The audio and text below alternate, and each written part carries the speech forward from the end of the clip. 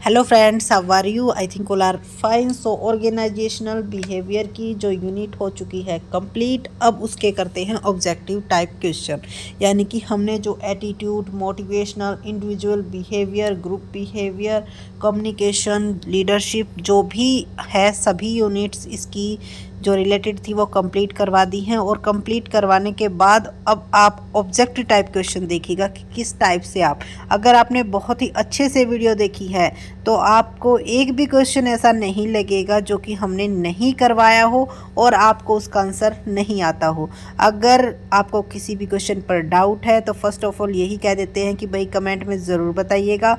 और अगर आपको ये लगता हो कि मैम ने ऑल क्वेश्चन करवा दिए, देखो ये क्वेश्चन जो हमने डायरेक्ट जो है साइट से लिए हैं, तो ऐसा नहीं है कि हमने जो सिलेबस करवाया उसके अकॉर्डिंग, जी नहीं, सारे के सारे क्वेश्चन आपके साथ यहाँ पर प्रैक्टिस सेशन में जो है इंक्लूड किए गए हैं, ताकि आपको भी पता चल जाए कि मैम ने कितना क्या कुछ करवाया है और आपको कितना कुछ आता है। ठीक है, इससे आपको कॉन्फिडेंस इंक्रीज होगा कि हाँ, कम से कम एक यूनिट अच्छे से हमारी कंप्लीट हो चुकी है। तो देखो ऑर्गेनाइजेशनल बिहेवियर, देखो किसी ये ऑर्गेनाइजेशन बिहेवियर के बारे में ही नहीं कह रहे हम, स्पेशली मैनेजमेंट आ जाए, अकाउंट्स आ जाए, बिजनेस आ जाए, हमारे टॉपिक में से कुछ भी आ जाए तो आपको ऑप्शन सी चॉइस करना है। 99.9%, वैसे तो 100% है, लेकिन 1% अगर कोई अलग ही टॉपिक आ गया तो कुछ कह नहीं सकते। नहीं तो साइंस के साथ साथ ये क्या होते हैं, आर्ट भी होते हैं। ये क्वेश्चन का आंसर 100% राइट ही मिलेगा।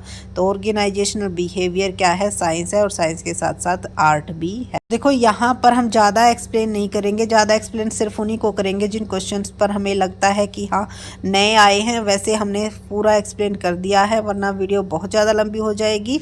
ठीक है, कम्युनिकेशन बिगन, तो हमने कम्युनिकेशन करवाया था, तो वहाँ पे जो कम्युनिकेशन बिगेन है वो कहाँ से हो रही है, आइडिया। फर्स्ट ऑफ ऑल हमारे माइंड में क्या आ रहा है, आइडिया आ रहा है, उसी के बाद हम उसकी क्या कर रहे हैं, एनकोडिंग कर रहे हैं। ठीक है, फिर चैनल कर रहे हैं, फिर उसके बाद उसकी डिकोडिंग हो रही है। ठीक है, तो सबसे पहले क्या है, आइडिया, ओरिजिन। इसके बाद है study of the culture and practice in different societies called. तो देखो किसको, कल्चर और प्रैक्टिस को स्टडी किस में करते हैं हम, तो ये जरूर ध्यान में रखिएगा। एंथ्रोपोलॉजी जो होता है उसमें कल्चर और प्रैक्टिस को हम स्टडी करते हैं डिफरेंट अलग अलग सोसाइटी में, किस टाइप के कल्चर है, किस टाइप के काम किए जा रहे हैं, उन चीज़ों को अगर स्टडी करते हैं तो उसको हम क्या बोलते हैं, एंथ्रोपोलॉजी बोलते हैं। तो देखो अगर आपने ध्यान से पढ़ा होगा तो पर्सनैलिटी, परसेप्शन और एटीट्यूड में ये नहीं आता। ठीक है, डिफरेंट अलग अलग सोसाइटी के। इसके बाद हमने करवाया था फैक्टर अफेक्टिंग ऑर्गेनाइजेशनल बिहेवियर। तो फैक्टर अफेक्टिंग, कौन कौन से फैक्टर अफेक्ट करते हैं ऑर्गेनाइजेशनल बिहेवियर को, तो ये तीनों ही फैक्टर, पीपल भी करता है, एनवायरनमेंट भी करता है, टेक्नोलॉजी भी करता है, तीनों ही फैक्टर ऑर्गेनाइजेशनल बिहेवियर को अफेक्ट करते हैं। राइट आंसर क्या हो जाएगा, ऑप्शन नंबर डी हो जाएगा। So scope of organisational behaviour does not include, organisation behaviour के स्कोप में किसको इंक्लूड नहीं किया जाता।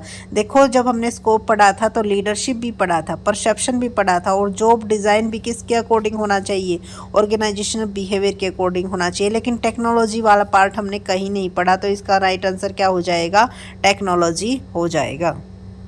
Present context, challenge for organizational behavior are employee expectation, workforce diversity, globalisation. तो तीनों ही ऑर्गेनाइजेशनल बिहेवियर के लिए क्या है, चैलेंज है। तो इसका आंसर क्या आ जाएगा, ऑप्शन नंबर डी आ जाएगा, क्योंकि एम्प्लॉयज़ को एक्सपेक्टेशन भी हमसे बहुत ज़्यादा है, वर्कफोर्स डाइवर्सिटी भी, ग्लोबलाइजेशन भी। ठीक है, इन तीनों की वजह से ही ऑर्गेनाइजेशन बिहेवियर को स्टडी करना बहुत ही ज़्यादा ज़रूरी हो गया है। वर्कफोर्स डाइवर्सिटी का मतलब क्या है कि अलग अलग जगह से लोग क्या आते हैं, काम करने के लिए आते हैं। ठीक है, उनमें क्या है, विविधता है। Meso organisation behaviour is related to, meso को किससे रिलेटेड होता है, ग्रुप से। तो देखो मेसो ग्रुप से रिलेटेड होता है। अगर आई माइक्रो, इंडिविजुअल से रिलेटेड होता है। और अगर आपका माइक्रो के बाद मीसो और मीसो के बाद मैक्रो, जो कि ऑर्गेनाइजेशनल बिहेवियर आई थिंक आ जाएगा। ठीक है, तो मीसो किससे रिलेटेड होगा, आपका ग्रुप बिहेवियर से रिलेटेड होगा। के बाद है organisation behaviour focus at 3 level. Organisation behaviour 3 चीज़ों के ऊपर फोकस करता है, इंडिविजुअल को देखता है, ठीक है, ऑर्गेनाइजेशन को देखता है, और आपका मैंने पहले ही बताया था इंडिविजुअल को देखेगा, ऑर्गेनाइजेशन को देखेगा और ग्रुप को देखेगा। तो देखो इसमें ऑप्शन नंबर डी राइट आ जाएगा, क्योंकि इंडिविजुअल को स्टडी करेगा, फिर ग्रुप में देखेगा और फिर उसके बाद ऑर्गेनाइजेशन के साथ कैसे रिलेशन है इस चीज़ को स्टडी करेगा। तो ऑप्शन नंबर डी इसका राइट आंसर हो जाएगा। लोग अगर आपने ध्यान से पढ़ा है तो हर एक के आप आंसर दे पा रहे हो। Is recognise as father of women relation, तो ये मैंने बताया भी था कि फादर ऑफ वुमेन रिलेशन कौन है, एल्टन मायो है। और एल्टन मायो ने कौन सी स्टडी की है, हॉथरन स्टडी की है। हॉथरन स्टडी के ऊपर मैंने एक वीडियो भी बनाई थी। Some of organisational behaviour challenge and opportunity include all the following exempt. तो देखो ऑर्गेनाइजेशनल बिहेवियर के अंदर चैलेंज भी आते हैं और अपॉर्चुनिटी भी हैं, तो इनमें से किसके अलावा एग्जाम्प्ट पूछा गया है। Reinforcing the importance of traditional method of management, जी नहीं, ये इसका गलत आंसर, यही राइट आंसर होगा, क्योंकि एग्जाम्प्ट पूछा गया है। इम्पोर्टेंस नहीं दिखाते हम ट्रेडिशनल मेथड ऑफ मैनेजमेंट की, बल्कि हम तो नए मेथड्स लेके आ रहे हैं, ठीक है। Offering specific insight to improve interpersonal and people skill, बिल्कुल सही है। Helping us learn to cope in a continuous changing world, बिल्कुल। Facilitated the improvement of quality and employ productivity, जी बिल्कुल, फैसिलिटी दे रहे हैं इम्प्रूवमेंट करने की, कि क्वालिटी को कैसे इम्प्रूव किया जा सकता है, कैसे हम ज़्यादा से ज़्यादा अपने गोल को कैसे अच्छे से अचीव कर सकते हैं, जो इन्वायरमेंट में जो चेंजेज हो रहे हैं, वर्ल्ड में जो चेंजेज हो रहे हैं, उनको किस तरह से स्टडी करके उसके अपॉर्चुनिटी का फ़ायदा उठाया जा सकता है, ठीक है। इन चीज़ों को हम इसके अंदर स्टडी कर रहे हैं। तो ये आ गया हॉथरन स्टडी। हॉथरन स्टडी किसने दी थी, एल्टन मायो ने दी थी। Is related to which stage of the organisational behaviour evolution. तो इसमें हॉथरन स्टडी में क्या कहा जाता है कि अगर आपको कोई ऑब्जर्व कर रहा है, ठीक है, तो आप अच्छा रिजल्ट दोगे। ह्यूमन रिलेशन मूवमेंट के बारे में बताया था कि अगर आपको कोई ऑब्जर्व करेगा तो आप अच्छा रिजल्ट दोगे। अगर आपको ये लगेगा कि आपको कोई ऑब्जर्व नहीं कर रहा है तो आप कहीं ना कहीं थोड़ी बहुत गड़बड़ कर जाओगे, ठीक है। ये काफ़ी अच्छे से करवाया, अगर आपने वो वीडियो नहीं देखी है तो आप वहाँ पर जाकर देख सकते हो। देखो अब which of the following represent the correct sequence of historical development of organisational behaviour. तो ऑर्गेनाइजेशनल बिहेवियर में किस टाइप से चेंजेस आए, देखो फर्स्ट ऑफ ऑल तो सबसे पहले इंडस्ट्रियल रिवॉल्यूशन था, बिल्कुल, क्योंकि इंडस्ट्रियल में जब क्या होने लगे, लड़ाई झगड़े होने लगे, तो उन चीज़ों को स्टडी किया जाने लगा। तो फर्स्ट ऑफ ऑल हम सिर्फ टेक्निक और टेक्नोलॉजी पर ही बेस्ड थे, यानी कि साइंटिफिक मैनेजमेंट आई थी।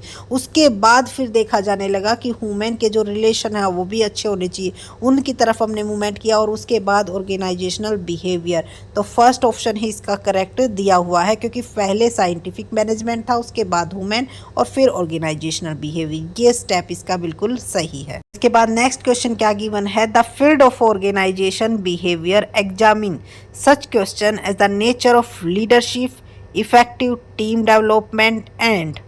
तो ऑर्गेनाइजेशनल बिहेवियर में हम क्या एग्जामिन करते हैं, लीडरशिप भी देखते हैं, इफेक्टिव टीम डेवलपमेंट भी होना चाहिए, और देख लेते हैं एक मिनट, ऑर्गेनाइजेशन कंट्रोल, जी नहीं, कंट्रोल कहीं पर आपने स्टडी किया था, नहीं, कहीं पे भी ये नहीं देखते कि ऑर्गेनाइजेशन को कंट्रोल कैसे किया जा सकता है। Interpersonal conflict revolution, motivation of employees, बिल्कुल जो आपका ऑप्शन नंबर ए है वो ये दूसरी जगह पे गिवन है, ये आपका बिल्कुल राइट आंसर है। क्यों, क्योंकि हम क्या देखते हैं कि किस तरह से कन्फ्लिक्ट को रिजोल्व किया जा सकता है, और मेन मकसद यही होता है हमारा ओबी को क्या करने का, ऑर्गेनाइजेशनल बिहेवियर को स्टडी करने का, कि कन्फ्लिक्ट अराइज ना हो और एम्प्लॉयज़ जो है वो क्या रहे, मोटिवेट रहे। और इसीलिए इसके अंदर हम क्या स्टडी करते हैं, मोटिवेशन स्टडी करते हैं, ठीक है। तो राइट आंसर हमारा क्या हो जाएगा, ऑप्शन नंबर बी हमारा राइट आंसर हो जाएगा है। Organisational behaviour is a field of study backed by a body associated with growing concern people at the work place. तो इसके अंदर क्या क्या स्टडी किया जाता है, भाई थ्योरी भी देखते हैं हम, रिसर्च भी देखते हैं और एप्लीकेशन भी देखते हैं कि कहाँ पर इन चीज़ों को यूज किया गया है, ठीक है। ऑल ऑफ द अबव इसका राइट आंसर हो जाएगा। तो ये पूछा गया, which of the following is not correct for the organisational behaviour. Organisational behaviour के लिए कौन सा करेक्ट नहीं है, organisation behaviour is integral part of management, बिल्कुल इंटीरियर पार्ट है, यानी कि इंटरनल पार्ट है।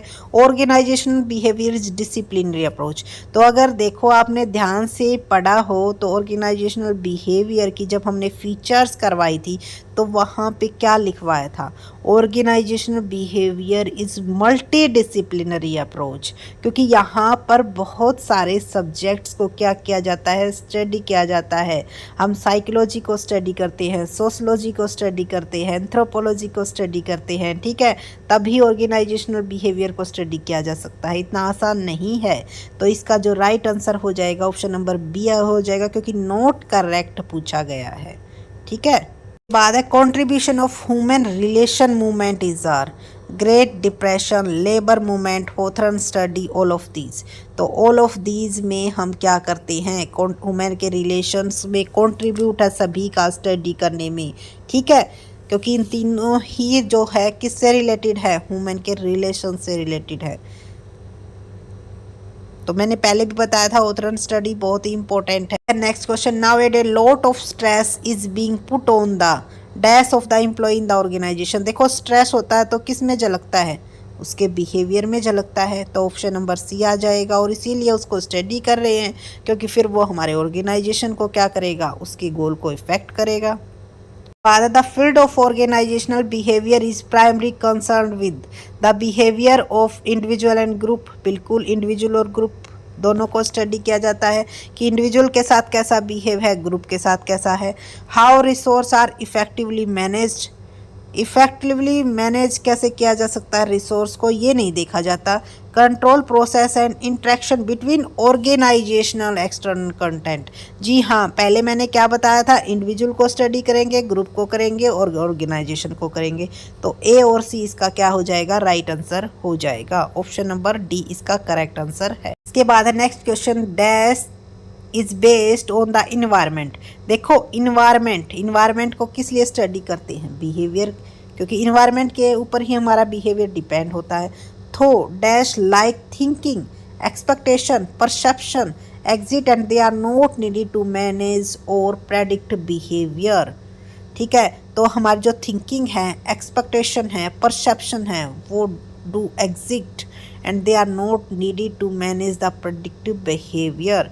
तो ये सभी किससे रिलेटेड होती है, हमारी कॉग्निटिव अप्रोच से रिलेटेड होते हैं। तो यहाँ पे हमारा क्या आ जाएगा, फर्स्ट जो ऑप्शन है फिलअप है उसमें बिहेवियरिस्टिक अप्रोच फिल किया जाएगा, सेकंड में आपका कॉग्निटिव प्रोसेस आ जाएगा, ठीक है। बाद है organisational behaviour is the study of the organisation.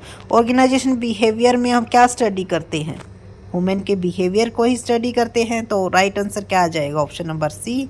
और किसके अंदर, इन द ऑर्गेनाइजेशन, ऑर्गेनाइजेशन में, इस चीज को भी जरूर ध्यान में रखिएगा। गया दोबारा से, the Hawthorne experiment was conducted by. Hawthorne experiment किसने कंडक्ट किया था, एल्टन मायो ने। एल्टन मायो कहाँ पे जॉब करता था, एक इलेक्ट्रिक कंपनी में, ठीक है, वहीं पर इन्होंने क्या किया था, स्टडी किया था, होथरन एक्सपेरिमेंट किया था। होथरन उस कंपनी का नाम था और उसी के बेस पर इसका नाम पड़ा था होथरन एक्सपेरिमेंट। इसके बाद है organisational behaviour helps to understand behaviour of human in. तो देखो ह्यूमन के बिहेवियर को हम स्टडी तो करते हैं, तो कहाँ पे करते हैं, वर्क प्लेस ओनली, जहाँ पे वो काम करता है वहाँ पे वो कैसा बिहेव करता है। ये फर्स्ट ऑफ ऑल जब डेफिनेशन करवाई थी तो उस टाइम भी करवाया था कि विद इन ऑर्गेनाइजेशन हम उसके बिहेवियर को क्या करते हैं, स्टडी करते हैं। तो ऑप्शन नंबर बी इसका क्या हो जाएगा, राइट आंसर हो जाएगा। Organisational behaviour does not contribute to improve. Organisational behaviour की वजह से क्या इम्प्रूव नहीं होता, देखो मोटिवेशन भी होता है, ठीक है, कम्युनिकेशन भी होता है, efficiency and interpersonal relation, efficiency भी होती है लेकिन इंटरपर्सनल रिलेशन नहीं होता। ये आपका राइट आंसर हो जाएगा, क्योंकि वहाँ पर हम इंटरपर्सनल नहीं, इंट्रा, कि इंट्रा कैसे दूसरे के साथ कैसे बिहेव करता है, कैसे रिलेशन है, इस चीज़ को स्टडी करते हैं, ठीक है। इंटरपर्सनल तो बिल्कुल अपने आंतरिक ही हो जाएगा रिलेशन, ठीक है, उस चीज़ को हम इम्प्रूव नहीं कर सकते। के बाद next question, due to emphasise on productivity and efficiency employ are not allowed to work with harmony with one another is a limitation of.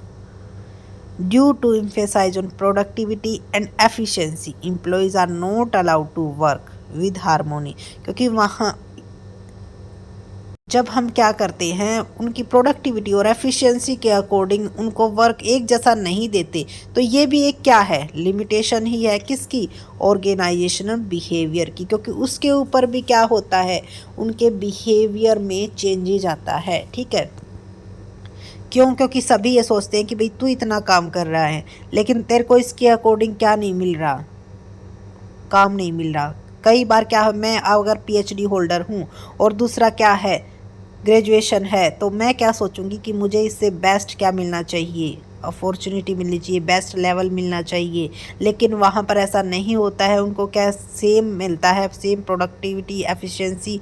ठीक है, उसकी एफिशिएंसी, तो वहाँ पर हमारे जो बिहेवियर में क्या आ जाता है, चेंज आ जाता है। ठीक है, ये है आपका होमवर्क। इस चीज़ को अच्छे से अगर आपने पढ़ा है तो इसका आपको आंसर देना है। Common uniform canteen office does not mean common treatment is a limitation of. वैसे देखो इसका राइट आंसर तो आएगा ऑर्गेनाइजेशनल बिहेवियर, लेकिन मुझे इसका एक्चुअली में मीनिंग समझ में नहीं आया क्वेश्चन का कि एक्चुअली में ये कहना क्या चाहता है। Common uniform canteen office does not mean common treatment. अगर आपकी कॉमन यूनिफॉर्म है, कैंटीन सेम है, ऑफिस सेम है, तो इसका मतलब ये नहीं है कि आपके साथ क्या किया जाए, कॉमन ट्रीटमेंट किया जाए, यानी कि एक साथ समझा जाए। Is a limitation of organisational behaviour.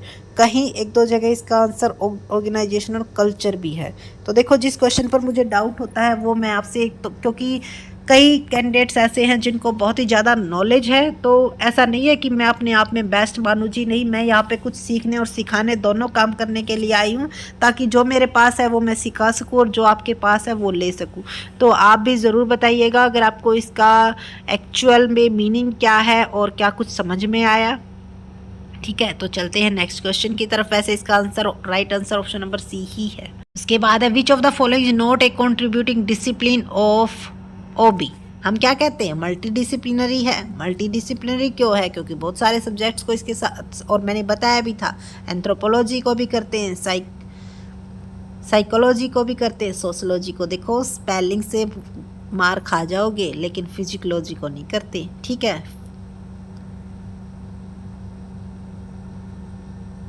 तो इसका राइट आंसर क्या हो जाएगा, ऑप्शन नंबर सी इसका राइट आंसर हो जाएगा। अगर इंडिविजुअल के बिहेवियर को हम क्या कर रहे हैं, स्टडी कर रहे हैं, तो साइकोलॉजी में हम क्या करते हैं, इंडिविजुअल के बिहेवियर को स्टडी करते हैं, तो इसका क्या आंसर आ जाएगा, साइकोलॉजी। ठीक है, के बिहेवियर को स्टडी करते हैं तो उसको क्या बोलते हैं हम, सोशियोलॉजी। ठीक है, अगर किसी इंसान के हिज वर्क एंड कल्चर उसको भी स्टडी कर रहे हैं तो उसको क्या बोलते हैं, एंथ्रोपोलॉजी। ठीक है, कि वो वर्क कैसा कर रहा है, क्या कल्चर है उसका, इस चीज को स्टडी करते हैं, उसको बोलते हैं एंथ्रोपोलॉजी। उसके बाद है focus on the influence of people of one another, कि एक दूसरे के बिहेव को किस तरह से इन्फ्लुएंस कर रहा है, इफेक्ट कर रहा है, उसको सोशल साइकोलॉजी। ठीक, इस यूनिट के ऑलमोस्ट सभी क्वेश्चन जितने भी हमें मिले सभी सॉल्व करवाने की कोशिश की गई है।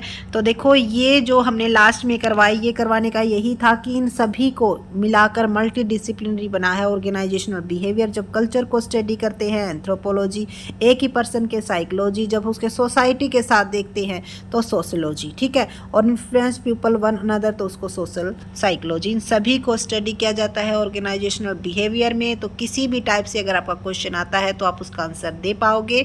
अगर आपको किसी भी क्वेश्चन पे डाउट है कमेंट सेक्शन में पूछिएगा। ये ऑर्गेनाइजेशनल बिहेवियर वाली यूनिट हो चुकी है कंप्लीट। सिर्फ रहता है लीडरशिप के, लीडरशिप की एक दो जो थ्योरी है वो मैं पहले डाल चुकी थी, और लीडरशिप की जो एक दो कैरेक्टरिस्टिक्स वगैरह रहती है या फिर उनकी थ्योरी किसने प्रोपाउंड की इंपॉर्टेंट है वो मैं इस वीडियो के बाद डाल दूंगी।